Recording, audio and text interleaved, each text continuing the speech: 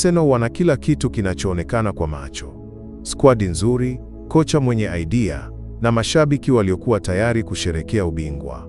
Lakini ukweli mchungu ni huu: timu hii bado haijakomaa kiakili kushinda EPL. Kila pressure inapofika, hasa kwenye miezi ya mwisho ya msimu, Arsenal hubadilika kuwa timu inayotafuta pumzi badala ya kutawala. Ubingwa hauchukuliwi kwa vipaji tu, unachukuliwa kwa akili nzito na moyo mgumu.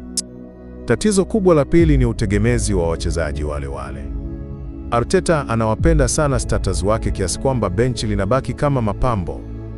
Matokeo yake: uchovu, majeraha na kushuka kiwango pale msimu unapofikia hatua ya maamuzi. Timu zinazobeba EPL zinakuwa na nguvu mbili: wale wanaoanza na wale wanaomalizia. Arsenal bado hawajafika hapo. Kimbinu, Arsenal ni timu nzuri sana, lakini ni timu yenye mpango mmoja.